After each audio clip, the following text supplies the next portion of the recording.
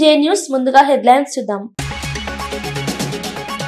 పుట్టపర్తికి ప్రధాని స్వాగతం పలికిన చంద్రబాబు, పవన్ కళ్యాణ్. పుట్టపర్తిలో సత్యసాయి శత జయంతి ఉత్సవాల్లో పాల్గొన్న మోదీ 100 రూపాయల స్మారక నాణం, తపాలా బిళ్లను విడుదల. సాయి బోధించిన ప్రేమ, సేవా మార్గం ప్రపంచానికి ఆదర్శమని వ్యాఖ్య. మారేడుమిల్లి అడవుల్లో మరో భారీ ఎన్కౌంటర్, 7 మావోయిస్టుల మృతి. నిన్నటి ఎన్కౌంటర్లో కీలక నేత హిడ్మా మృతి చెందినట్లు డీజీ వెల్లడి.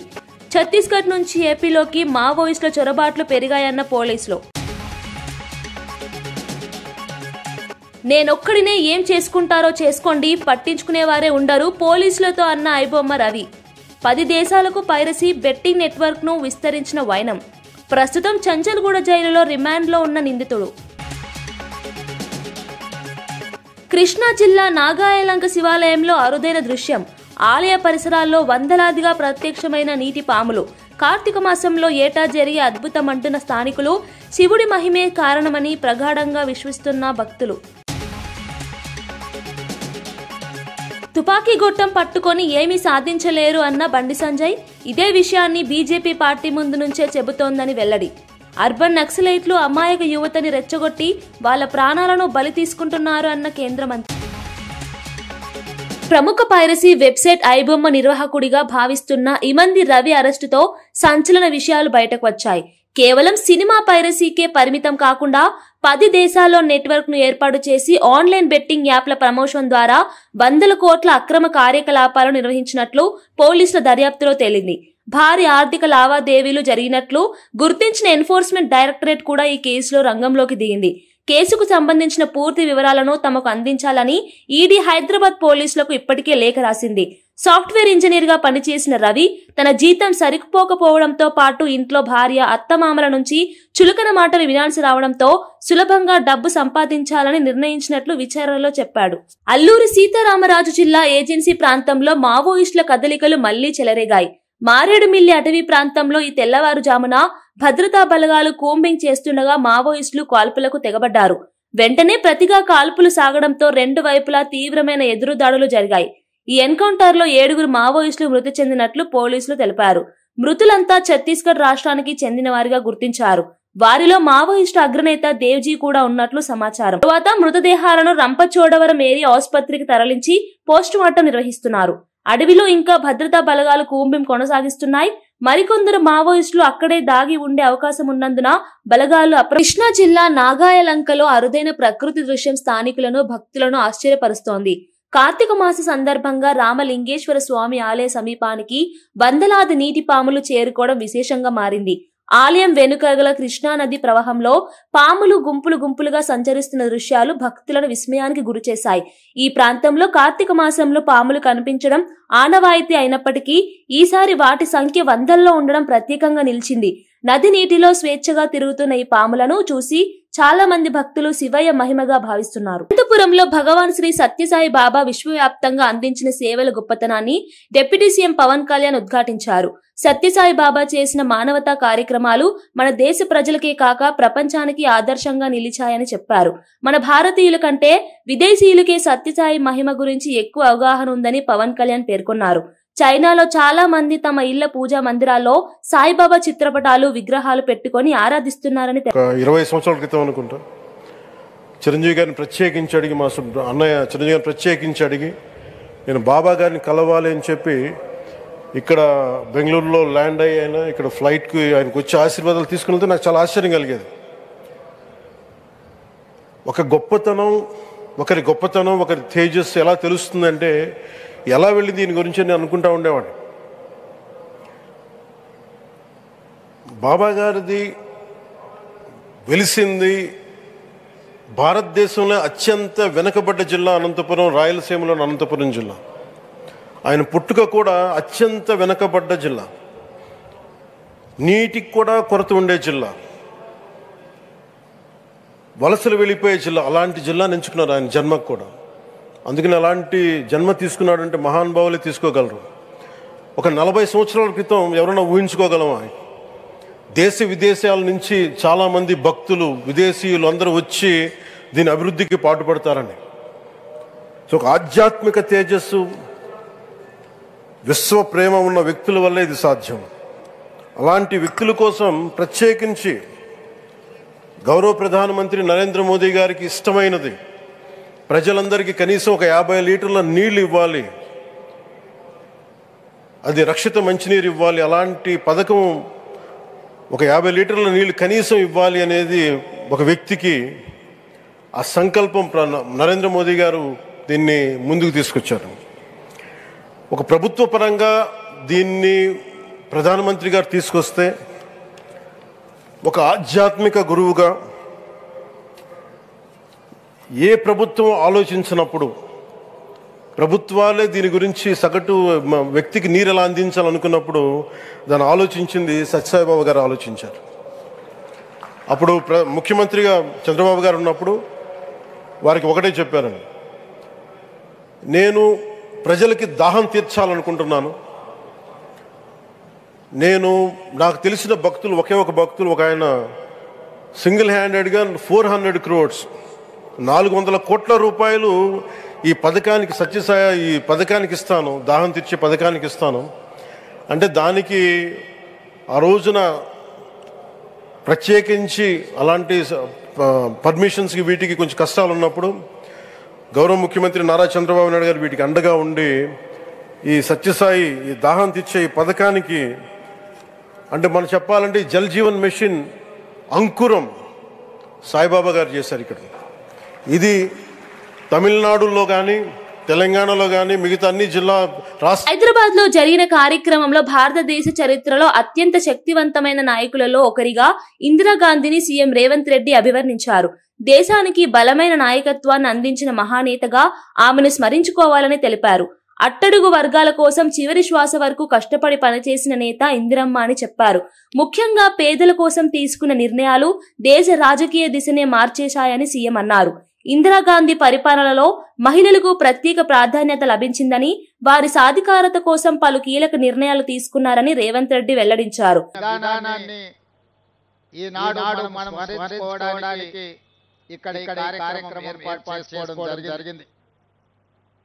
మిత్రులారా, ఆనాడు లాల్ బహదూర్ శాస్త్రి గారి అకాల మరణంతో ఈ దేశంలో రాజకీయ నాయకత్వ శూన్యత ఏర్పడ్డది.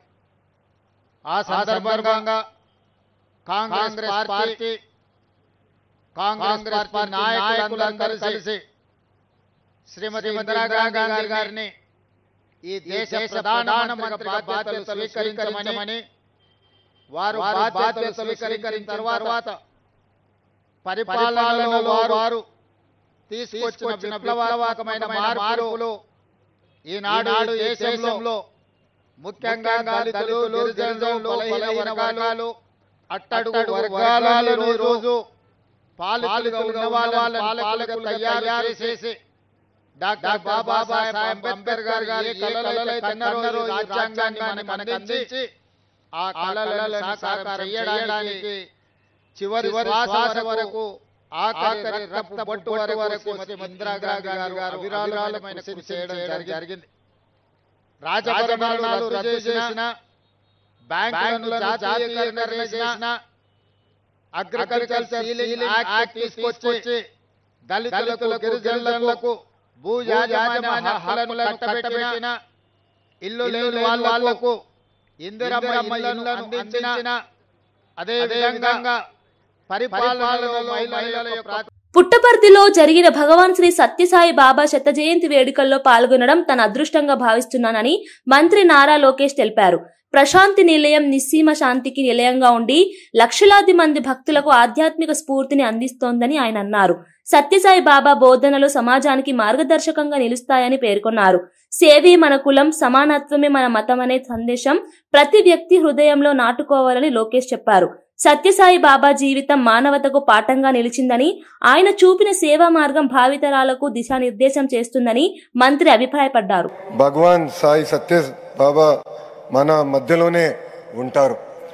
శ్రీ సత్యసాయి బాబా గారి శత జయంతి ఉత్సవాల్లో పాల్గొంటాం నా అదృష్టంగా నేను భావిస్తున్నాను. మనం నిజం మాట్లాడితే సత్యసాయి బాబా మన మధ్యలో ఉంటారు. భగవాన్ చెప్పినట్లు సేవే మన కులం, సమానత్వమే మన మత్వం. Hands that help are not holier than, are holier than lips that pray. Sathya Sai చెప్పిన love all, serve all, help ever, hurt never మనందరం ఆదరంగా తీసుకోవాలి. My life is my message అని ఆయన జీవితాన్నే మనకు పాఠంగా నేర్పారు Sathya Sai. From a humble village rose a divine mission that today stands as a global beacon of spirituality and service. His life and teaching continue to uplift millions across continents, cultures, faith, and age groups. A message anchored in universal love, harmony, and selfless service, relevant for every human being.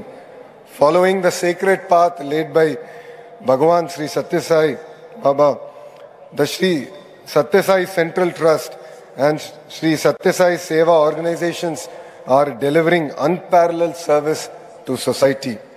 Healthcare for the healthiest global standards, delivered with compassion as its guiding principle.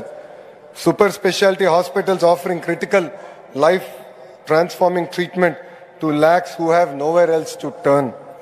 Education blended with values, shaping hearts and minds for a purposeful life. Institutions of learning that cultivate integrity, excellence, and a deep sense of responsibility towards society.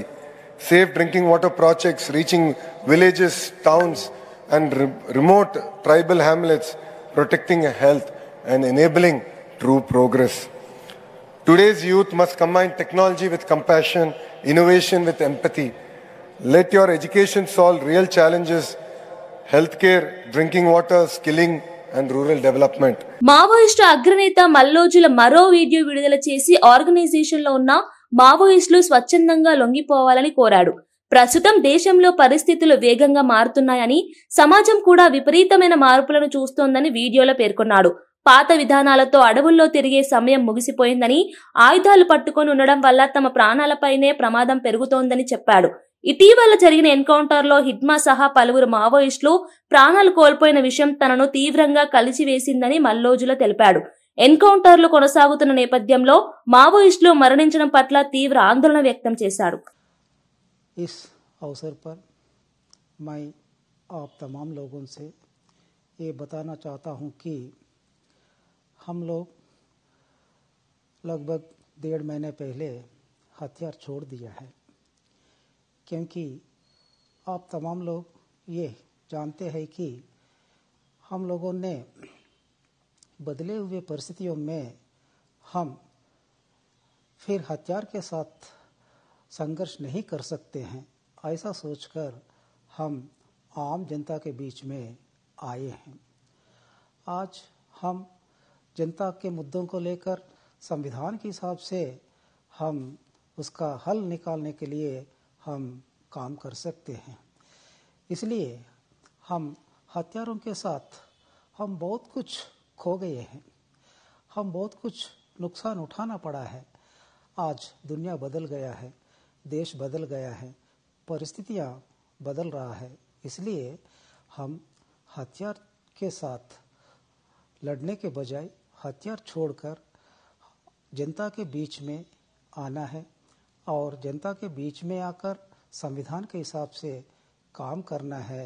यही हमारे सामने एक महत्वपूर्ण विकल्प है। आप तमाम लोग इस विषय पर सोचने के लिए मैं अनुरोध कर रहा हूँ। इससे पहले भी मैं आपके लिए భగవాన్ శ్రీ సత్యసాయి బాబా శత జయంత్యుత్సవాల వైభవంగా జరుగుతున్న పుట్టపర్తికి ప్రధాని నరేంద్ర మోదీ చేరుకున్నారు. ప్రశాంతి నిలయంలోని సాయి కుల్వంత్ హాల్ కు చేరుకున్న ప్రధాని సత్యసాయి మహాసమాధిని దర్శించుకుని సైలెంట్ గా నివాళులు అర్పించారు. ఆయన వెంట ఆంధ్రప్రదేశ్ ముఖ్యమంత్రి చంద్రబాబు నాయుడు, డిప్యూటీ సీఎం పవన్ కళ్యాణ్ ఉన్నారు. అనంతరం హిల్ వ్యూ స్టేడియం కు ప్రధాని చేరుకుని ప్రత్యేక కార్యక్రమాల్లో పాల్గొన్నారు. సత్యసాయి బాబా జీవితం, బోధనలు, సేవలను స్మరించుకునే భాగంగా రూపొందించిన 100 రూపాయల స్మారక నాణం, 4 ప్రత్యేక తపాలా బిళ్లలను ప్రధాని మోదీ ఆవిష్కరించనున్నారు.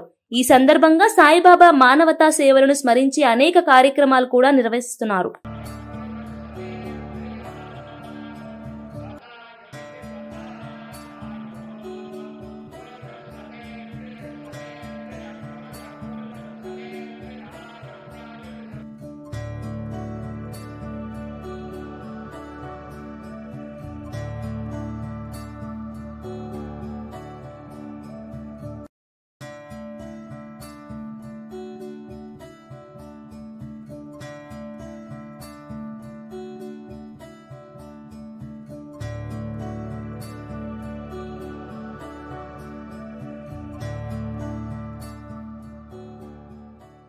ఛత్తీస్గఢ్ లో కొనసాగుతున్న ఆపరేషన్ కగార్ మరియు తెలంగాణలో ఇటీవల జరిగిన కొంతమంది మావోయిస్టుల సరెండర్ నేపథ్యంలో మావోయిస్టులు తాత్కాలికంగా ఆంధ్రప్రదేశ్లోని పలు అరణ్య ప్రాంతాలను షెల్టర్ గా ఎంచుకుంటున్నారని ఏడీజీ మహేష్ చంద్ర లడ్డా తెలిపారు. మావోయిస్టులకు సురక్షిత ప్రాంతాలు క్రమంగా తగ్గిపోతుండటంతో తమ కదలికలను మార్చుకుంటున్నారని చెప్పారు. సరిహద్దు ప్రాంతాల్లో రక్షణ కోసం కొంతకాలం ఏపీలో తలదాచుకుని అనంతరం ఇతర రాష్ట్రాలకు వెళ్లే యోచనలో ఉన్నారని వెల్లడించారు. మావోయిస్టులు అడవి మార్గాల్లో చిన్న చిన్న గుంపులుగా కదులుతున్నారని, ఇంటెలిజెన్స్ ఆధారంగా పోలీసులు నిరంతరం నిఘా పెంచారని ఏడీజీ చెప్పారు. ఏపీ, ఛత్తీస్గఢ్, ఒడిశా సరిహద్దుల్లో పోలీసులు అప్రమత్తంగా వ్యవహరిస్తున్నారని వివరించారు. మాకు ఏదో హాని చేస్తారు, ఇంటర్నల్ రైవలరీ బేసికలీ. సో దానివల్ల they are looking for the new places. దానిలో AP is one, then Odisha is one, then the other neighbouring states. Because ఛత్తీస్గఢ్లో కంటిన్యూస్గా వాళ్ళ ఫీలింగ్ అంటే ఏఓపీస్ పోలీస్ ఆపరేషన్స్ కంటిన్యూగా అవుతున్నాయి, మాకు అక్కడ ఎగ్జిస్టెన్స్ కష్టం అంతా, దానికి వాళ్ళు వస్తున్నారా. సో దాని పాఠంలో ఇనీషియలీ ఇనీషియలీ ఇచ్చి షెల్టర్ తీసుకోవాలి. కొన్ని రోజులు అబ్జర్వ్ చేసిన తర్వాత వెపన్స్ తెప్పించి మళ్ళీ ఆ ఏఓబీ ఏరియాలో పోయి మూవ్మెంట్ రివైవ్ చేయాలి, దానికి ప్లాన్లో ఉన్నారు. ఆంధ్రప్రదేశ్లో పెట్టుబడుల పేరుట సీఎం చంద్రబాబు ప్రజలను మభ్యపెడుతున్నారని ఏపీసీసీ చీఫ్ వైఎస్ షర్మిల తీవ్ర విమర్శలు చేశారు. లక్షల కోట్ల పెట్టుబడులు వస్తున్నాయంటూ ముఖ్యమంత్రి చేస్తున్న ప్రచారం వాస్తవానికి దూరంగా ఉందని షర్మిల వ్యాఖ్యానించారు. కుప్పం నుండి ఇచ్చాపురం వరకు ఎక్కడ చూసినా కంపెనీలు ఏర్పాటు అవుతున్నట్లుగా ప్రభుత్వం హంగామా చేస్తోందని, కానీ నేలపై పరిస్థితి పూర్తిగా భిన్నంగా ఉందని చెప్పారు. అమరావతిలో మీడియాతో మాట్లాడిన షర్మిల గతంలో కూడా చంద్రబాబు ఇలాంటి మాటలతో ప్రజలను మోసగించిన విషయం కొత్తేమీ కాదని అన్నారు. వస్తున్నాయని, దానికి సంబంధించి 16,31,000 ఉద్యోగాలు వస్తున్నట్టుగా ప్రకటించారు. ఈ సిఐఐ సమిట్కి సంబంధం లేకుండా ఈ సిఐఐ సమిట్తో కలుపుకొని గత 17 నెలలుగా చంద్రబాబు గారు ముఖ్యమంత్రిగా ఉన్న కాలంలో ఆల్ పుట్ టుగెదర్ 22 లక్షల కోట్ల పెట్టుబడులు చంద్రబాబు గారి సామర్థ్యం వల్ల సాధ్యమైందని, అందుకు 20 లక్షల ఉద్యోగాలు వస్తున్నాయని ప్రకటించుకున్నారు.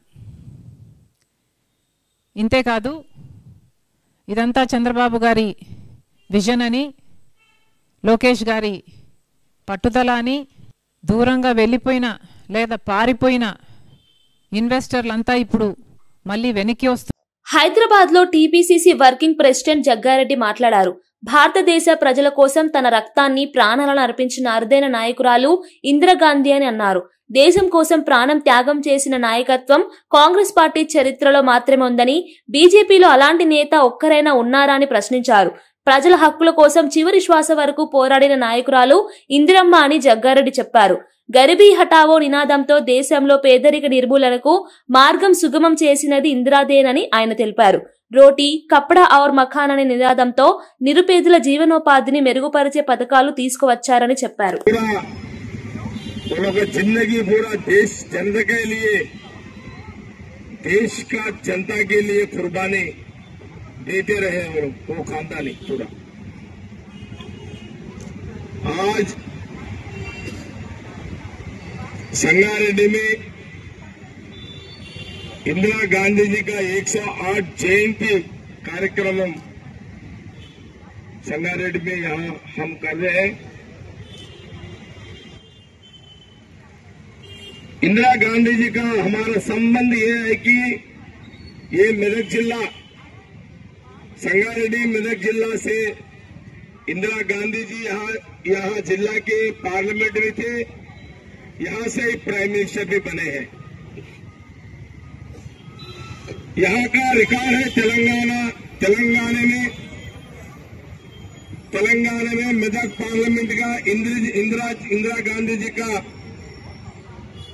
यहाँ उनका पार्लियामेंट मेंबर थे, यहाँ से प्राइम मिनिस्टर, यहाँ से देश को पाले, यहाँ से देश को रूल करे इंदिरा गांधी जी. మావోయిజం మార్గం దేశ ప్రయోజనాలకు విరుద్ధమని, తుపాకీ గొట్టం పట్టుకొని ఏ సమస్య పరిష్కారం కాదని కేంద్ర మంత్రి బండి సంజయ్ స్పష్టం చేశారు. హింసతో న్యాయం సాధ్యం కాదని, ఇదే మాటను బీజేపీ పార్టీ చాలా కాలంగా చెబుతూ వస్తోందని గుర్తు చేశారు. సమాజ అభివృద్ధికి, యువత భవిష్యత్తుకు హింస దూరం కావాలన్న దృష్టితో ప్రభుత్వాలు పలు చర్యలు తీసుకుంటున్నాయని తెలిపారు. మావోయిజం ప్రభావం దేశంలో గణనీయంగా తగ్గిపోయిందని, పౌర హక్కుల సంఘాల నాయకులే దీన్ని అంగీకరిస్తున్నారని బండి సంజయ్ అన్నారు. అనేక ప్రాంతాల్లో మావోయిస్టు ప్రభావం పూర్తిగా అంతరించిపోయిన పరిస్థితిని భద్రతా ఏజెన్సీలు కూడా ధృవీకరిస్తున్నాయని చెప్పారు. చాలా మంది మా కార్యకర్తల ప్రాణాలు తీస్తారు, పోలీసుల ప్రాణాలు తీస్తారు, అమాయక ఎస్సీ సామాజిక వర్గానికి సంబంధించి పేద ప్రజల ప్రాణాలు తీస్తారు. మీరు వాళ్ళ లాస్ట్ కు వాళ్ళ నాయకులు, పౌర హక్కుల సంఘం నాయకులే మావోయిజం అంతరించిపోయింది అని చెప్పి ఇవాళ ఒప్పుకున్నారు. అంటే ఇన్ని రోజులుగా మీరు గుర్తించకుండా అమాయక పిల్లలను, యువతను రెచ్చగొట్టి వాళ్ళ ప్రాణాలను బలిగొనడానికి ప్రధాన కారకులు వీళ్లే, అర్బన్ నక్సల్స్. ఇవాళ దానికి ఏం కారణం చెప్తారు మీరు? ఏం సమాధానం చెప్తారు? చనిపోయిన కుటుంబాలకు వాళ్ళు ఏడుస్తున్న గోస పడుతున్నారు. వాళ్ళంతా తిండికి లేదు పాపం వాళ్ళకు.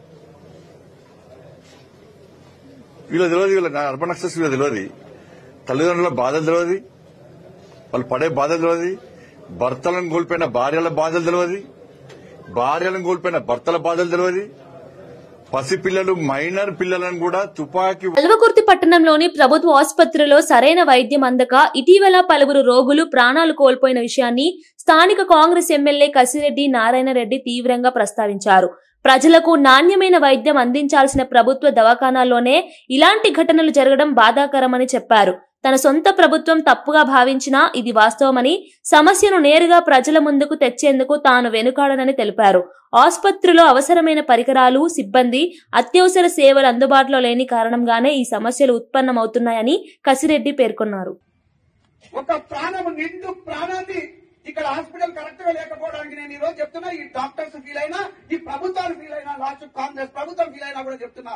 ఇక్కడ సౌకర్యాలు లేకపోవడం నుంచి ఒక వ్యక్తి చేతుల ప్రాణాన్ని పోగొట్టుకున్నాం.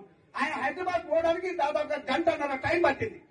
ఆ గంటన్నర టైంలో కూడా రక్తమంతా పోయేసేసి అది చేయలేక డాక్టర్స్ అక్కడ పంపించేసిండ్రు. ఆ ప్రాణం అక్కడే వదిలిండు. హాస్పిటల్ పోయిండు, ఆ ప్రాణం వదిలేసిండు. ఆ స్పాట్ లో ఒక అతనికి కాలు ఇరిగిపోయింది, ఒక అతను చనిపోయిండు. అది నేను స్టార్ట్ అవుతున్నప్పుడే చెప్పిండు. వస్తున్నప్పుడు అంబులెన్స్ వస్తే నేను చూసా. డెడ్ బాడీ తీసుకొని వస్తే మధ్యాహ్నం 9:30కు దాదాపు అక్కడ రోడ్డు మీద నాగి, మళ్ళీ తెల్లారైతే ఇక్కడికి వచ్చే ప్రోగ్రాం లేదు, మళ్ళీ ఇబ్బంది పడతాను అని చెప్పేసి అక్కడ చూడాలి అని చెప్పేసి అది చూసి వెళ్ళిపోయినాం. అక్కడి నుంచి పోతుంటే నాగర్ కర్నూలు జిల్లా బల్మూరు మండలంలో ఉమా మహేశ్వర రిజర్వాయర్ నిర్మాణం కోసం ప్రభుత్వం బలవంతంగా భూసేకరణ చేస్తోందంటూ స్థానిక రైతులు తీవ్ర ఆగ్రహం వ్యక్తం చేశారు. పంట బోనస్ ఇవ్వడానికి ముఖం లేని కాంగ్రెస్ ప్రభుత్వం రిజర్వాయర్ పేరుతో తమ విలువైన భూములను ఎందుకు తీసుకోవాలని చూస్తోందని రైతులు ప్రశ్నించారు. ప్రభుత్వం చెప్పే ప్రయోజనాలన్నీ కాగితాలపైనే ఉన్నాయని, వాస్తవంగా రైతుల జీవితోపాధి ప్రమాదంలో పడుతోందని వారు అన్నారు. ఆంజనేయ స్వామి గుడి నుంచి తహసీల్దార్ కార్యాలయం వరకు రైతులు భారీ నిరసన ర్యాలీగా వెళ్లి కార్యాలయం ముందు బైఠాయించి ధర్నా చేశారు. దయచేసి ఈ రైతులను కాపాడండి. ఎమ్మెల్యే గారికి మరొక్కసారి అతి వినయపూర్వక, అతి తీవ్రంగా మిమ్మల్ని వేడుకుంటున్నాం. కాబట్టి ఈ ప్రాజెక్టు జోలికి రాకండి. మీరు రకరకాలుగా కోట్లాది రూపాయలు సంపాదించుకోండి, రైతుల భూముల దగ్గరికి రాకండి. రైతుల భూముల దగ్గరికి మాత్రం రాకండి. మీరు ఏమైనా సంపాదించుకోండి, ఉష్కాలు కాదు, ఎన్ని బిల్లులు కాదు, ఈ రాష్ట్రాన్ని దోసి మీరు జాబ్లో పెట్టుకోండి. కానీ రైతుల భూములు మాత్రం తీసుకోకండి. ఈ దొంగ ప్రాజెక్టు నిర్మించకండి. ఇక్కడ మొదలుపెట్టిన ఉమామేశ్వర ప్రాజెక్టు గురించి మీకు ఖచ్చితమైన దాని గురించి ఏ చిత్తశుద్ధి లేదని నాకు అర్థమైంది. ఎందుకంటే ఇక్కడ చుట్టుపక్కల నర్సాయిపల్లి 2 కిలోమీటర్ల దూరంలో వాటర్ వచ్చింది. అక్కడికి కాలువల నీళ్లు పుష్కలంగా ఉన్నాయి. ఇక్కడ బల్మూరు మండలంలో గిట్లు లేవు. మళ్ళీ అక్కడ తీసుకుంటే లక్ష్మీపల్లిలో కూడా వాటర్ ఉన్నాయి. ఈ కొంత ప్రాంతానికి నీళ్లు లేవని చెప్పి ఇక్కడ రిజర్వేర్ వేస్తా అంటున్నారు. మా తాతల నుంచి చూస్తున్నాం మేము. ఇక్కడ మా తాతలు, మా తండ్రులు, మేము ఇక్కడ వ్యవసాయం చేసుకుంటున్నాం. వ్యవసాయం మీద ఆధారపడి మాకు 2 పంటలు అందుతున్నాయి పుష్కలంగా. ఇప్పుడు రాజమండ్రి మున్సిపల్ కార్పొరేషన్ కార్యాలయంలో మంత్రి నారాయణ నగరాభివృద్ధి పనులపై సమీక్ష సమావేశం నిర్వహించారు. ఎమ్మెల్యేలు Adireddy Vasu, Butchaiah Chowdary, Battula Balaramakrishna, corporation commissioner, joint collector సహా పలువురు అధికారులు ఈ సమావేశానికి హాజరయ్యారు. రోడ్లు, డ్రైనేజ్, టీడీఆర్, ఎల్ఆర్ఎస్, బీఆర్ఎస్ అంశాలపై మంత్రి వివరంగా చర్చించారు. ట్రాఫిక్ సమస్యను తగ్గించేందుకు బొమ్మూరు నుంచి సరస్వతి ఘాట్ వరకు రోడ్డును 80 అడుగుల వెడల్పుతో అభివృద్ధి చేయాలని నిర్ణయించినట్లు నారాయణ చెప్పారు. మధురపూడి నుంచి కడియం వరకు ఔటర్ రింగ్ రోడ్ నిర్మాణ ప్రతిపాదనను ప్రభుత్వం పరిశీలిస్తోందని, ఈ పనుల కోసం కన్సల్టెన్సీ సంస్థకు బాధ్యతలు అప్పగించినట్లు వివరించారు. రాష్ట్రంలోని 123 మున్సిపాలిటీల్లో డ్రైనేజీ అభివృద్ధికి మొత్తం 29,000 కోట్ల అవసరమవుతుందని, అందులో ప్రాధాన్యత క్రమంలో వచ్చే 3 ఏళ్లలో 5,000 కోట్లతో పనులు చేపట్టనున్నట్లు మంత్రి తెలిపారు. వరకు ఇది కంప్లీట్ చేయడానికి అవుతుంది. సుమారుగా 100 కోట్ల వరకు. అదేవిధంగా రింగ్ రోడ్ ఒకటి ప్రపోజ్ చేస్తున్నారు, ఔటర్ రింగ్ రోడ్డు కూడా